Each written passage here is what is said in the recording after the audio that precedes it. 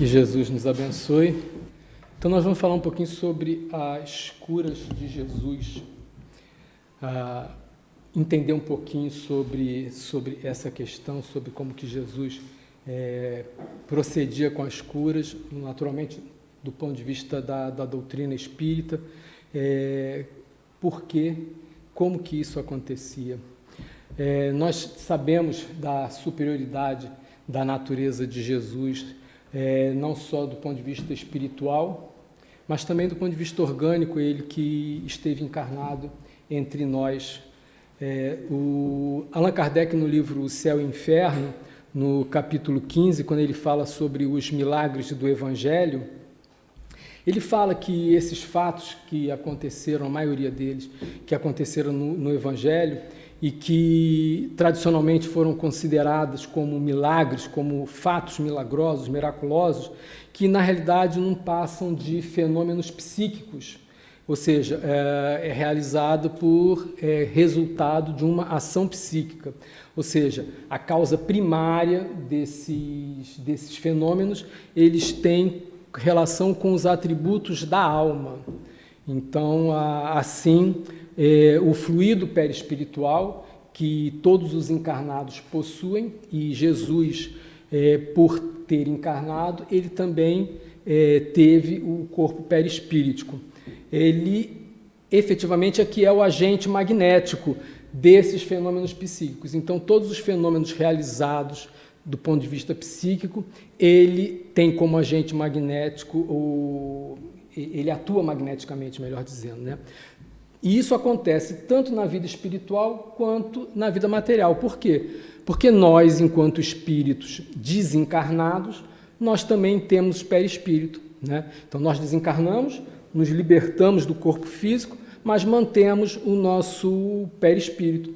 E uma vez que é o perispírito que é o agente, nada mais correto de deduzir que os espíritos encarnados também podem produzir fenômenos psíquicos. Então, uma vez que nós ganhamos conhecimento a respeito desses elementos, então é muito fácil admitir a possibilidade desses acontecimentos que antes eram rejeitados e eram considerados como coisas sobrenaturais. Então, o Jesus, ele tinha uma organização física conforme todos nós encarnados. Ele encarnou, ele nasceu na Terra, então ele tinha uma organização física, um corpo físico como o nosso, né? Porque ele justamente estava encarnado. Mas como ele é um espírito puro, e ele era completamente desprendido da matéria, pela sua característica espiritual, então é certo admitir que ele vivia mais da vida espiritual do que da vida corporal, porque ele já não tinha efetivamente nada que o prendia à vida material. A ação dele, praticamente enquanto encarnado, era exclusivamente espiritual e não corporal. Jesus não era passível de todas as fraquezas do corpo físico, da vida corporal. Jesus, por ser um espírito puro, ele já estava liberto, então, de todas essas fraquezas que são relacionadas ao corpo humano. E essa superioridade que Jesus tinha, ela não vinha de nenhuma característica especial do seu organismo físico. Ou seja, Jesus não é um ser, enquanto encarnado, ele não estava, a qualidade dele não era decorrente, então, da constituição física dele, mas do seu espírito, né? Como disse, pelo fato dele ser um espírito perfeito. Ele dominava absolutamente a matéria, né? Nós podemos lembrar do livro A Caminho da Luz, em que Emmanuel, pelas mãos de Chico Xavier, conta que Jesus recebeu, por determinação do nosso Pai, recebeu um bloco de matéria do Sol e com as próprias mãos, nas palavras de Emmanuel, ele formou a Terra. Então, naturalmente que não são as mãos do ponto de vista físico, porque ele não era encarnado, mas essa mensagem de Emmanuel diz que Jesus ele tinha o domínio sobre a manipulação da matéria, porque o planeta Terra foi construído por intermédio dele, por ação direta dele, e foi naturalmente auxiliado por espíritos superiores que trabalhavam em conjunto com ele. Então, a superioridade de Jesus era por intermédio do seu perispírito, porque Jesus, como sendo um espírito puro, um detalhe que nós sabemos, e a doutrina espírita nos conta, que quando um espírito ele vai habitar um novo mundo, vamos supor, nós nos encarnamos e vamos encarnar num outro planeta. Então, o perispírito de cada um, ele é associado à matéria daquele planeta. Então, se um espírito vai desencarnar num planeta e vai encarnar em outro, ele perde o seu perispírito do planeta de onde ele está saindo e vai ganhar perispírito, vai formar um novo perispírito com o fluido cósmico universal associado ao globo onde ele vai encarnar. Então, Jesus assim também fez. Só que, pela capacidade evolutiva de Jesus, ele pôde buscar do fluido cósmico, dos fluidos do planeta Terra, a parte mais quintessenciada deles. De forma, então, assim que o seu perispírito, ele podia exteriorizar todo o seu poder espiritual, toda a sua capacidade espiritual. A alma de Jesus, muito provavelmente, já não estava presa ao corpo. Nós, encarnados, temos a nossa alma ligada ao corpo. Jesus não, muito provavelmente não. Ele somente teria as ligações estritamente necessárias para a manutenção da vida orgânica. Então, ele vivia mais da vida espiritual. Então, pelo fato dele estar constantemente desprendido da matéria, ele tinha a vista dupla em maior intensidade e também com maior penetração, muito superior de qualquer outro ser encarnado que pudesse ter essa mesma capacidade da dupla vista, essa mediunidade da dupla vista. Então, e isso também devia acontecer muito provavelmente com todos os outros fenômenos que são decorrentes da utilização dos fluidos perispirituais ou então pelos fenômenos psíquicos.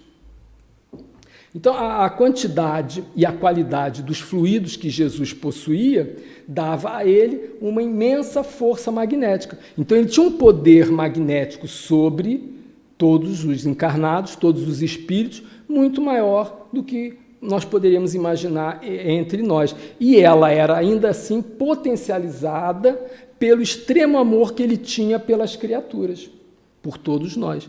Então, o amor que ele tinha, somado à sua força magnética, ele tinha, então, uma capacidade superior de agir por intermédio dos fenômenos psíquicos. E nós poderíamos, então, fazer duas perguntas. Uma delas, Jesus, ele agia como médium nas curas que ele operava? Ele poderia ser considerado um poderoso médium, um curador? O que vocês pensam a respeito? Então, ele podia ser um médium curador? Pela definição do termo médium, o médium é um intermediário entre o mundo físico e o mundo espiritual. Então, Jesus, por ser Cristo, por ser um espírito puro, ele, muito certamente, ele não seria intermediário de ninguém. Nenhum espírito teria a ousadia de inferir nele pensamentos para que ele viesse trazer para nós. Justamente ao contrário, o poder de Jesus, ele determinava sobre todos os espíritos, encarnados e desencarnados. O Evangelho nos mostra, nos fala muito a esse respeito. Então, nesse sentido, Jesus não era um médium curador. Nem médium ele seria. Por quê? Porque o médium é um intermediário entre os espíritos e o plano material, certo? Então, no máximo, nós poderíamos dizer que Jesus era médium de Deus, porque Deus agia diretamente, tratava diretamente com Jesus. Então, Jesus era médium de Deus, simplesmente e apenas. Jesus agia por si próprio, ele agia segundo a sua vontade, segundo o que ele queria fazer, porque ele tinha um grande poder pessoal. E então ele poderia fazer o que qualquer um de nós encarnados podemos fazer, na medida relativa de forças, de capacidade que nós temos. Então, nós, como detentores de fluidos perispirituais, podemos desenvolver fenômenos psíquicos, mas na medida, a ordem de grandeza comparada à de Jesus, né? A etimologia da palavra milagre diz que é um acontecimento inexplicável, alguma coisa fora do comum, fora das leis da natureza, algo que ninguém pode explicar ser possível. Então, essa é a definição do termo milagre. Algo que está além da natureza, alguma coisa que não se pode explicar, alguma coisa, usando a própria palavra, alguma coisa miraculosa.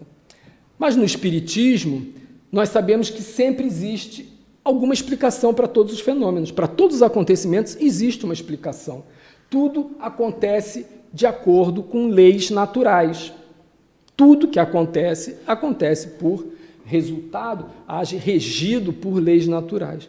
Então, dessa forma, se nós não conhecemos determinado fenômeno, determinado fato, não significa que aquilo seja um milagre. O que significa é que nós ainda não conhecemos as leis naturais que regem aquele fenômeno. Então, desse ponto de vista, efetivamente o milagre não existe. Porque nada acontece, não existe nenhum fenômeno além da natureza. Tudo está relacionado a alguma lei natural.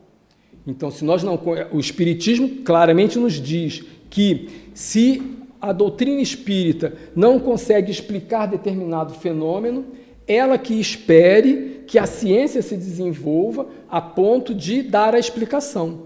E depois que ela der a explicação, então a doutrina espírita vai abraçar esse novo fenômeno. Então, por essa razão é que a doutrina espírita é uma doutrina que não estaciona no tempo, é uma doutrina que evolui junto com a ciência, porque a cada novos descobrimentos que a ciência dá, ela vai trazer a explicação para algum fato espírita. E por essa razão, por essa questão de definições específicas, é que Kardec criou termos como médium, como espírita, como o espiritismo, porque ele dizia que, para conceitos novos, era necessário termos novos. O processo de cura, então, se nós pensarmos no fluido como uma matéria terapêutica, ele vai agir a matéria orgânica, ele vai atingir a matéria orgânica, que é o corpo do doente, aquele que necessita da cura. Então, ele vai sair do curador e vai, então, ser direcionado àquele que está buscando a cura, para, então, reparar a doença que ele tem. Então, esse direcionamento do fluido, ele vai agir sob a vontade do curador. Então, o curador tem o desejo, tem a vontade de efetuar a cura daquele indivíduo que está necessitado. E também ele depende do desejo do doente que necessita da cura de ser curado. Então, há duas forças aí. O curador que deseja proceder com a cura e o doente que deseja ser curado. Ou seja, ele precisa do desejo ardente de ser curado, em outras palavras, a fé, ele precisa de ter fé para então que isso aconteça. Então, o primeiro, o curador, ele vai agir como uma bomba calcante, ele vai então projetar os fluidos em direção ao doente, ao necessitado. E o segundo, o doente, ele vai funcionar como uma bomba aspirante. Ele vai, então, absorver os fluidos que foram direcionados pelo curador. Às vezes, e é o normal, acontece a simultaneidade.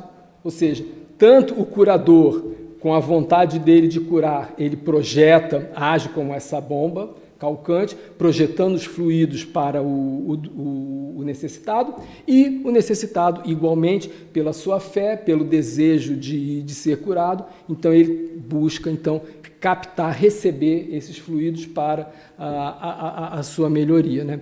E nós percebemos isso porque, por exemplo, nas sessões de fluidoterapia que temos aqui, ninguém vai buscar os outros na porta de casa para fazer fluidoterapia. Aquele que tem algum problema, ele vem em busca de auxílio, né? Então, ou seja, a fé do doente, ela é o motor da busca pelo tratamento, né? Então, a fé, portanto, então, ela funciona como esse agente que busca, que quer receber os fluidos de forma a se curar. Então, nesse sentido, a fé, ela não é uma virtude mística, é alguma coisa que está associada à vontade. É uma força atrativa desses fluidos curadores que o curador está emitindo. Então, a falta de fé, ela vai funcionar como uma repulsão a essa corrente contínua. Se não for para inibir por completo, ela pelo menos vai funcionar, a falta de fé, vai funcionar como alguma fonte de inércia que limita, que retarda, que diminui a ação fluídica, então, do curador, né? É por isso que Jesus dizia para nós: a tua fé te curou, a tua fé te salvou. Por isso que ele dizia, por quê? Porque era a vontade do doente que buscava ser curado que efetivamente recebia a cura. E as curas de Jesus, então, ela acontecia por ação fluídica. Então, há algumas formas que a gente pode tirar dos evangelhos sobre como que Jesus efetuava as curas. Então, por exemplo, utilizando apenas o olhar e a palavra, Jesus transmite o seu magnetismo pelo olhar, somente olhando, ou pela palavra, ele fala alguma coisa para o necessitado, né? Associado aos fluidos que ele emana nessa ação. Então, quando ele está falando, ele potencializa a sua vontade de que ele seja curado. Então, nas palavras dele, ele magneticamente ele age sobre o doente. Então, ele não toca, não há nenhum recurso material envolvido nas curas que foram feitas dessa forma. Nós temos, vou citar 2 exemplos apenas, no caso do paralítico, no tanque de Betesda, o doente indaga para Jesus, e Jesus indaga para ele, melhor dizendo, queres ser curado? Isso aí está lá no Evangelho de João, no capítulo 5. Queres ser curado? E na resposta afirmativa, então, Jesus o cura. E um outro caso, o caso do paralítico de Cafarnaum, como consta nos Evangelhos de Mateus, Marcos e Lucas, Jesus chega, então, para o paralítico, levanta, toma o teu leito e vai para a tua casa. Então, ele, com essa determinação, a ação magnética resultante dessa determinação procede, então, à cura daquele paralítico. Também, pelo toque ou pela imposição das mãos, nós temos 2 exemplos também que podemos citar. Um cego à margem do caminho, no caminho para Jericó, e esse cego segue Jesus e pede para que ele seja curado, né? Nós temos isso também nos 3 evangelistas, Marcos, Lucas e Mateus. Jesus manda chamá-lo e pergunta, o que queres que eu te faça? E o cego responde, que eu torne a ver. Então Jesus diz para ele, vai, a tua fé te salvou. Então, essa determinação então, faz com que ele volte a enxergar. Mateus ainda diz que Jesus chegou a tocar-lhe nos olhos. O outro exemplo é quando Jesus estava para ser preso no Horto das Oliveiras, em que Pedro corta a orelha do soldado, e então Jesus acode esse soldado, pega a orelha direita, coloca no soldado de volta e então dá a cura desse soldado e ele fica curado disso. Com a saliva também, há 2 casos em que Jesus demonstra que Jesus usou a saliva para fazer a cura. No primeiro caso, o surdo e gago, conforme Mateus, no capítulo 7, relata, então ele diz, Jesus pôs-lhe os dedos nos ouvidos e tocou-lhe a língua com saliva. os ouvidos dele se abriram e o empecilho da língua se soltou. Falou, então passou a falar desembaraçadamente. E também outra do cego de Betsaida, conforme está no Evangelho de Marcos, capítulo 8.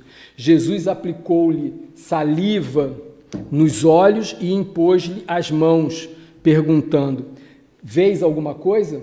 O cego responde: vejo os homens, porque, como as árvores, eu os vejo andando. Então, ele pôs novamente as mãos nos olhos do cego e então a visão ficou restabelecida. Também temos, usando saliva e terra, um exemplo, o cego de nascença, em que Jesus conta o Evangelho de João, que Jesus cuspiu na terra, fez uma espécie de lodo com a saliva, aplicou aos olhos do cego e dizendo: vai, lava-te no tanque de Siloé, e ele volta a enxergar. Siloé quer dizer enviado. Então ele lava-se, volta enxergando. Curas à distância, ou seja, o objeto da cura, o doente, nem próximo de Jesus está. E dois exemplos ainda, um deles, o do criado e do centurião, lá em Cafarnaum, segundo o Evangelho de Mateus. O enfermo tinha ficado em casa e o centurião foi até Jesus pedir que curasse o seu criado. Então Jesus diz ao centurião: vai-te e seja feito conforme a tua fé. Na mesma hora, o servo teria sido curado. E também um outro exemplo, que é o filho do oficial real em Canaã. O oficial pede então a Jesus que cure o seu filho que tinha ficado enfermo lá em Cafarnaum. Isso está no Evangelho de João, capítulo 4. Então o oficial diz: Senhor, desce antes que meu filho morra. E Jesus disse: vai, que ele já está vivo, que ele está vivo. Então, nós podemos lembrar, nesse caso de curas à distância, que Jesus contava com uma equipe muito grande no plano espiritual. Então, também é muito possível que ele tenha espíritos que o assessorasse na entrega fluídica para o enfermo que estivesse à distância. Nós também podemos considerar essa situação. E por serem tocadas as vestes, então os doentes tocavam nas vestes de Jesus e se curavam, né? Então lá no Evangelho de Marcos, capítulo 6, ele conta que punham os enfermos nas praças, rogando que Jesus lhes deixasse tocar o manto no caminho, né? Tocasse a veste dele, e tocavam, saíam curados, né? Então, ou seja, é bom lembrarmos que não é o fato de tocar na veste que ele se tornava curado, mas sim o contato do enfermo com a aura de Jesus é que dava a irradiação fluídica no sentido de que ele se curasse. Então, nesse caso, ou seja, Jesus deu autorização para que os enfermos lhe tocassem as vestes. Agora, há um caso, a cura da hemorragia, da mulher com hemorragia, que não se trata de cura à distância, ela estava próxima a ele, não houve um toque intencional de Jesus. Jesus não teve ação voluntária na cura dela, conforme visto nos outros casos. Ela entra em contato com Jesus sorrateiramente, na roupa dele, simplesmente, e é feito, de certa forma, com uma surpresa para ele. E nós vamos ver agora comentários de Carlos Pastorino, que ele faz no livro Sabedoria do Evangelho. Então aqui, pode estar pequeno para que todos vejam, mas eu vou ler para todos. Aí consta os três evangelistas, Mateus, Marcos e Lucas. Então o Marcos é mais sucinto. Então ele diz: ora, uma mulher que padecia há 12 anos de hemorragia veio por detrás dele e tocou-lhe a borda do manto. Porque dizia consigo: se lhe tocar somente o manto, ficarei curada. Então, voltando-se Jesus e vendo-a, disse: tem ânimo, filha, a tua fé te curou. E desde aquela hora a mulher ficou sã. Já Lucas, que é na direita ali, então Lucas, ele era médico, lembrando, então ele tem um relato um pouquinho mais detalhado. E uma mulher que por 12 anos tinha um fluxo de sangue e que gastara com médicos todos os recursos vitais, tendo conseguido a cura por nenhum, chegando-se por trás, tocou-lhe a borda do manto, e imediatamente cessou o fluxo de sangue. Perguntou Jesus: quem me tocou? Negando-o todos, disse Pedro: a multidão te comprime e sufoca, e pergunta quem lhe tocou?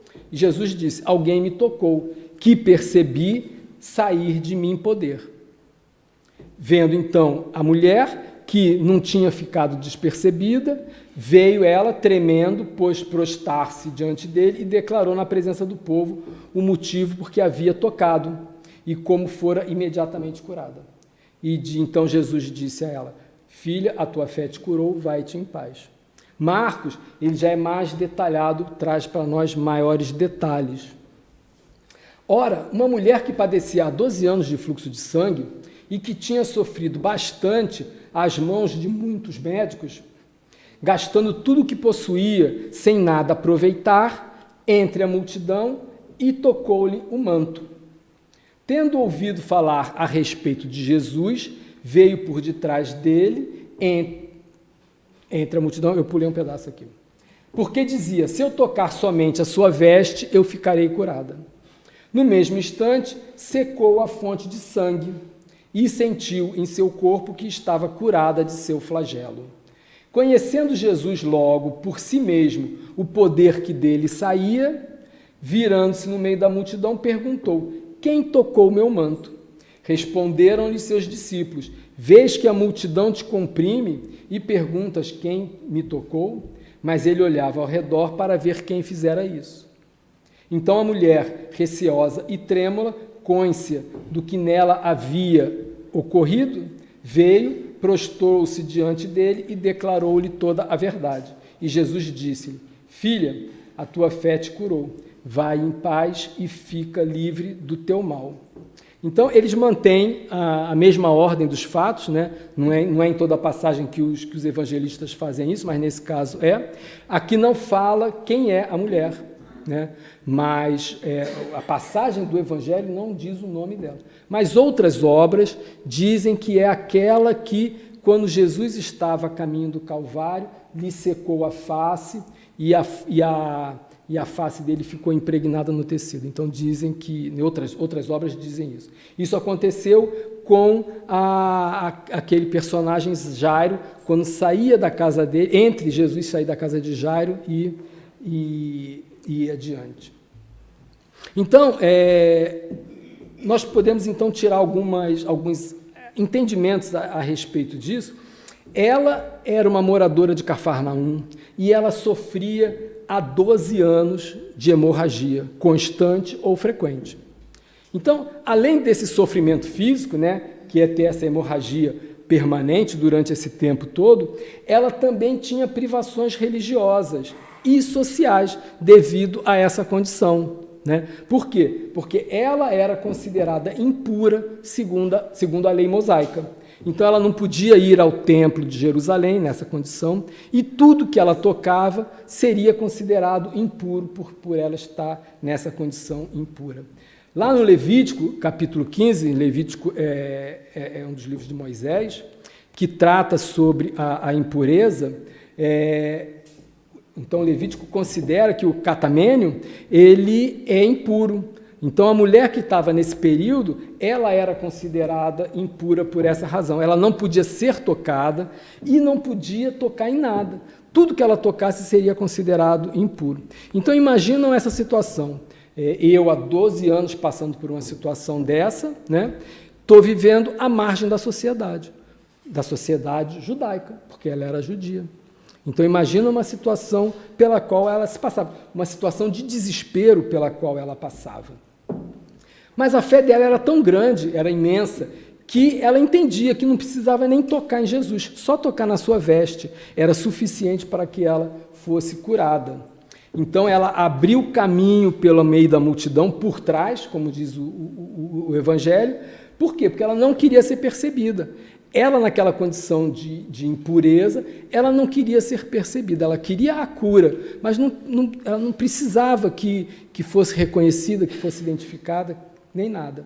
Então, ela, além do medo dela estar impura, ela tinha medo de sofrer alguma reprimenda de Jesus por essa situação. Por quê? Pela lei judaica, ela poderia ser considerada criminosa se ela tocasse em alguém naquela condição. Então, naquele momento em que ela faz o toque, Jesus percebe os fluidos saírem dele e pergunta quem tocou, né? Pedro, como ele era temperamental, ele quase que manda uma boca assim para Jesus, né? Mestre, a multidão toda aqui te apertando e ainda pergunta quem é que tocou, né? Qualquer um pode ter tocado. E aí, depois disso, a mulher, que já estava refeita pela emoção de ter sido curada, ela percebeu que tinha sido descoberta, né? Possivelmente até mesmo por um olhar direto de Jesus, né? Jesus lançou-lhe um olhar mais penetrante, ela pega e confessa esse gesto. E Jesus não faz a mínima restrição, limita então a atribuir o mérito todo que aconteceu daquela cura à fé da mulher, a fé imensa que ela possuía. Então, Jesus diz, a tua fé te curou. Foi você a responsável pela cura e não eu. Em outras palavras, é isso que ele está dizendo, né? É por isso que ele tinha razão em dizer isso, né? A fé que ela tinha não era uma fé mística, uma fé simbólica, uma fé simples. Não, ela tinha uma fé profunda. Ela tinha a certeza que ela tocando em Jesus, ela ia ser curada. Ela tinha o desejo de ser curada por chegar próximo e por tocar as vestes de Jesus, né? E esse desejo ardente, essa fé que ela tinha, essa vontade que é decorrente da fé, potencializou a emanação fluídica de Jesus em direção a ela. E por essa razão, então, ela pôde ter a cura. Ela não impôs um mínimo de inércia a essa ação fluídica da parte de Jesus. Então, dessa forma, nós compreendemos que um curador, um médium curador, ele, diante de dois doentes com a mesma enfermidade, um possivelmente pode ser curado e o outro não, ou um ser curado completamente e o outro ser parcialmente curado. Ou seja, dois doentes com a mesma enfermidade, eles não necessariamente vão obter o mesmo nível de cura de um curador. Por quê? Porque justamente o que determina, o que influencia, melhor dizendo, é a fé, é a vontade, é o desejo do doente, né? Então, esse é um dos maiores princípios da mediunidade curadora. Além da vontade do médium, do curador, em desejar proceder com a cura, é importante e fundamental que o paciente, que o doente, ele queira ser curado e a fé dele seja compatível, a vontade dele seja de forma em que ele consiga obter isso, né? E isso também explica muitas anomalias, aparentemente anomalias, né? Que poderia acontecer no caso de um ser curado e o outro não, né? Mas nós, com esse entendimento, nós percebemos que é uma coisa muito natural, né? E lá no capítulo 14 do Céu e Inferno, ele fala exatamente sobre isso. Então, essa é a mensagem que esse tema que fala sobre as curas de Jesus, elas nos transmite, que nós devemos ter a fé, como Jesus diz, a fé que move montanhas, né? A vontade, o desejo ardente, aquela ligação com o momento do tratamento espiritual. Nós temos que perceber também que há circunstâncias em que, apesar da vontade ser imensa, existe empecilhos kármicos. Então, há doentes que têm doenças que são kármicas e que naquela existência ele está programado a não conseguir obter a cura. Conforme nós temos diversos relatos, a própria André Luiz, ele fala sobre isso. Então, ou seja, não é porque também eu tenha a vontade que ela é fundamental, mas nós temos que ter esse entendimento que se, apesar de tudo, a cura não se deu ao nível esperado, tem alguma ligação kármica. Um exemplo clássico disso é um depoimento de Chico, né, em que ele disse que ele deveria ficar cego dos 2 olhos, mas pelo trabalho que ele desenvolveu, ele teve uma atenuação e ficou cego apenas de um. Então, nós podemos perceber que ele poderia não ter ficado cego pelo trabalho dele, mas ainda assim chegou a ficar cego de uma vista, né? Então, por quê? Porque era uma coisa que ele tinha que passar. Ou por questões kármicas, ou por questões de exemplificação também, poderia ser, né? Uma vez que Chico foi um missionário. Então, que Jesus possa nos abençoar, que possamos ter essa fé que Jesus nos recomenda, a fé do grão de mostarda que movimenta montanhas. Que Jesus nos abençoe.